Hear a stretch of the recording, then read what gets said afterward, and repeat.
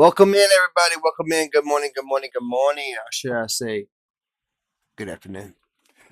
It is 1:13 p.m. here on the East Coast. It is 76 degrees outside. Beautiful weather outside today, y'all. Y'all want to get out and go ahead and enjoy that while y'all can. It's supposed to be 90 degrees this weekend, y'all. 90 degrees. So if you got your floaties, get your kayaks, got to the river, get you a grill, get you some chicken, enjoy some family time, have a cookout, or just get outside, period, this weekend, y'all. It's supposed to be very nice. But make sure you stay hydrated out there as well, y'all. We have some breaking news coming in that Trump is sending 5,000 troops to Poland amid all these threats from Russia. Not quite sure about what is up with Romania because they're saying not too much. Hopefully we can get some more information soon from that. But other than that, we do have some other news coming in. Let me get that up on the screen for y'all real quick. Boom, boom, boom, boom. The prospect of relocating news, and that breaking news is Washington's decision to send 5,000 additional troops to Poland. It has triggered a fresh reaction and concern from Moscow, where the country's foreign ministry spokespersons say that this is a huge risk for Russia because essentially it's at the footsteps of Russia's borders, and they are very concerned about what would happen. Now, the international community, including the United States, for years was concerned.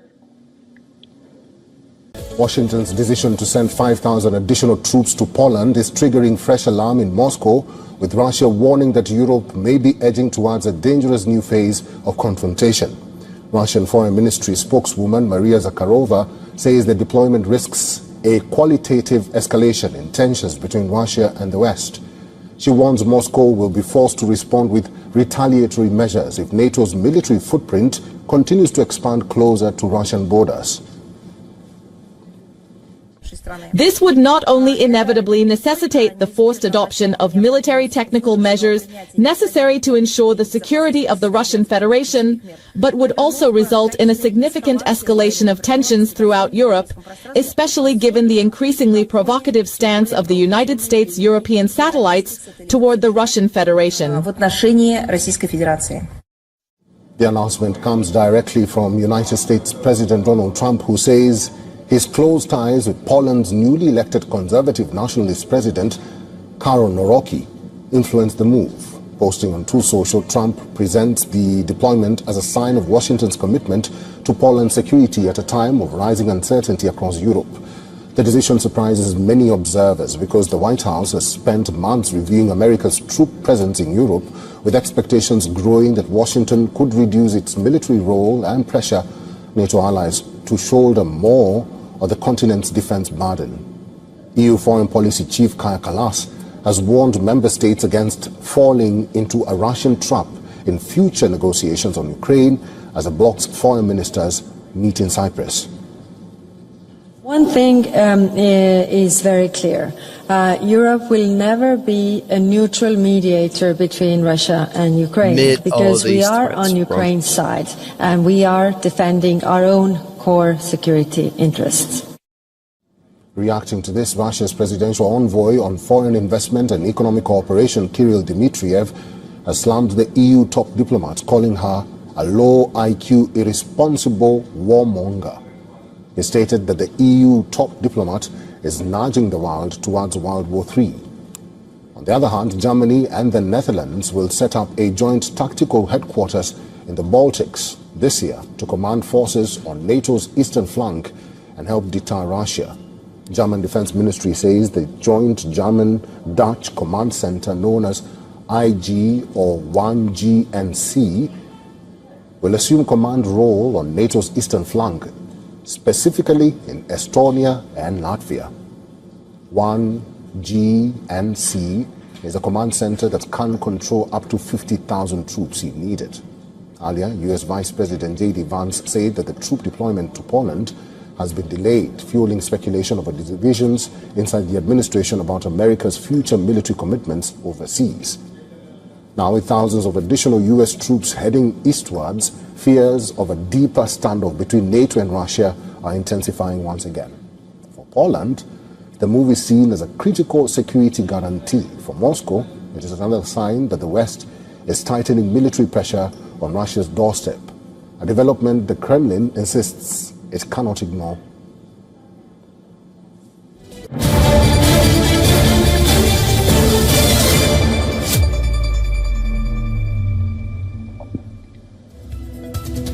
Breaking news coming in from Moscow. Washington's decision to send 5,000 additional troops to Poland is triggering fresh alarm in Moscow, with Russia warning that Europe may be edging towards a dangerous new phase of confrontation.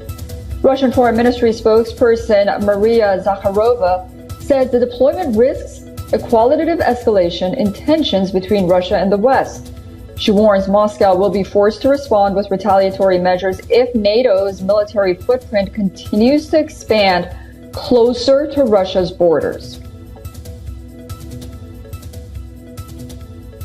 The prospect of relocating U.S. military bases and contingents, as we suspect, from Central and Eastern European countries considered less trustworthy to those considered more trustworthy by the United States, including Poland, literally within striking distance of our country's western borders, is unacceptable. This would not only inevitably necessitate the forced adoption of military technical measures necessary to ensure the security of the Russian Federation, but would also result in a significant escalation of tensions throughout Europe, especially given the increasingly provocative stance of the United States' European satellites toward the Russian Federation.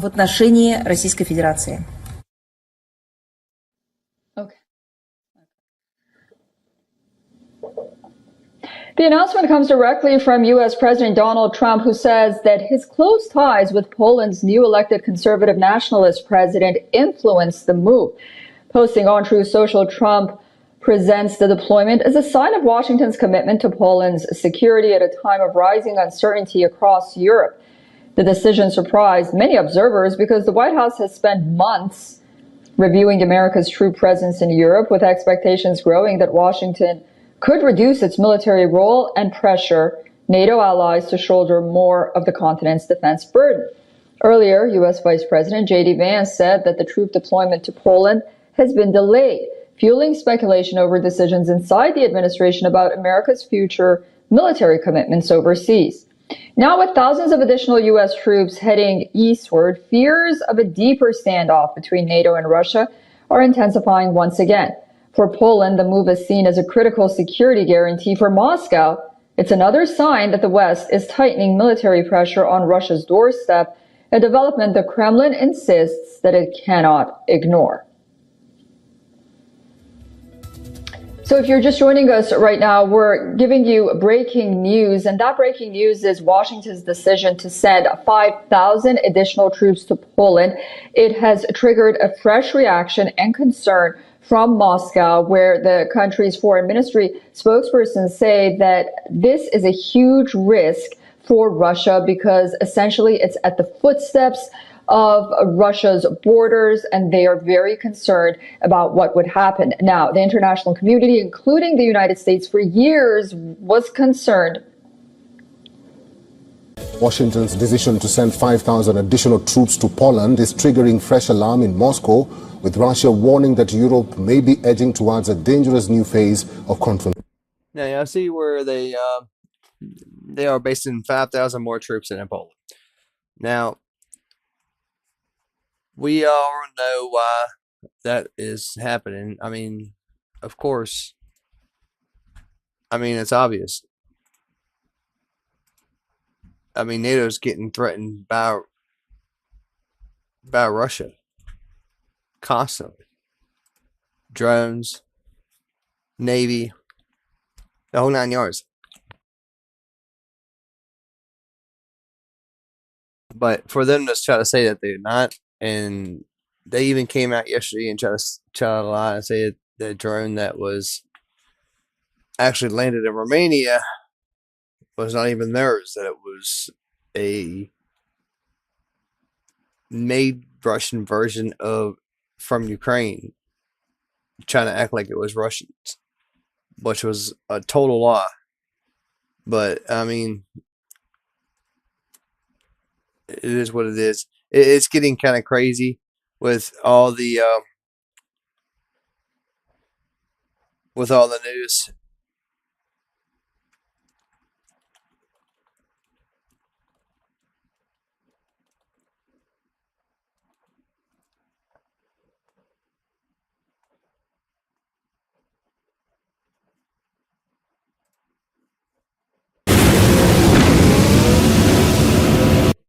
We're going to about see something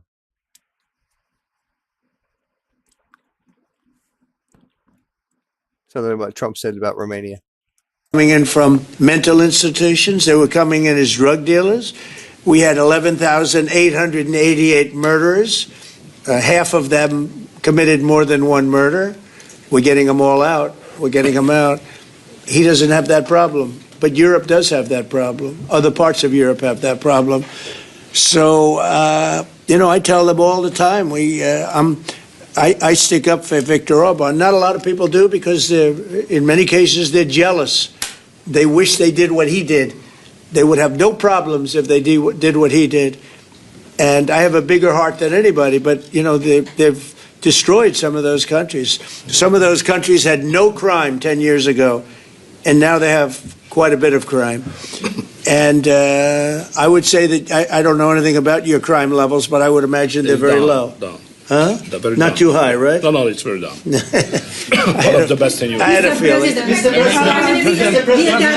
Sorry, may I have one remark? Sure, please. No. Just a clarification as well.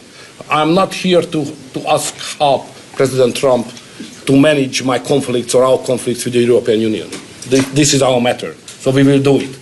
What we need is a golden age, to open a golden age of the United States-Hungary relationship. That's the biggest help we can get from the United States. And maybe Europe too. We can include Europe, but it's going to get more difficult. So inside the European Union, we will manage all of our affairs.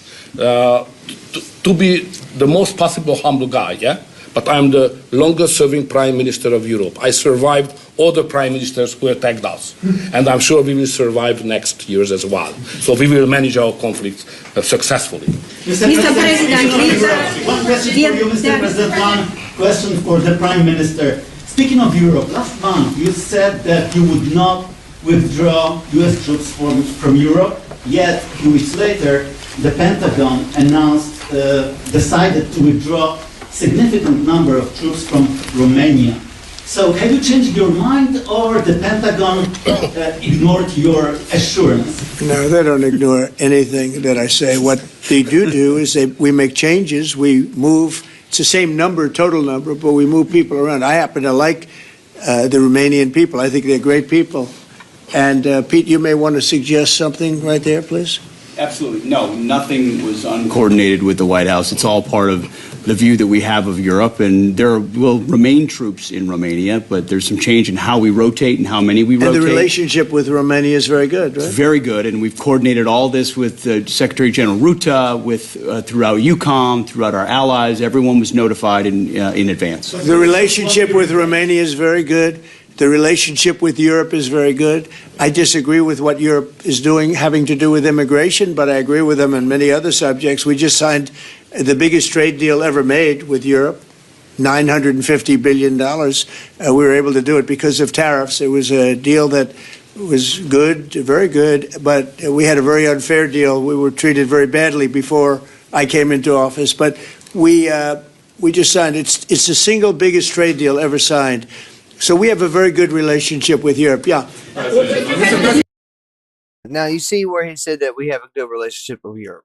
We do have a good relationship with Europe. We do have decent ties with Europe. It's just when we needed them, they was not there. That's what he was saying, and that's the reason why we took out 10,000 troops out of Germany. Poland's been there, had our backs when we needed them. They got their own stuff that they actually trying to worry about right now with Russia and stuff. So, I mean, we're trying to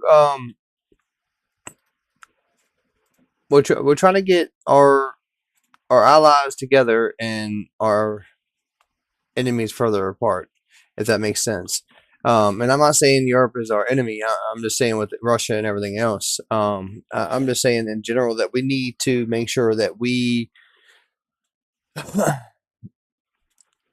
make sure that our front in NATO is strong, because I mean it's about to be tested. But anyways, that's all we have for right now. We will be back on later on. We just want to we have breaking news that we just sent 5,000 troops to Europe or to Poland. We wanted to get y'all out there and get y'all to know that. I apologize for the stream. For some reason, we're having some lag issues today. For some reason, I'm not for sure why.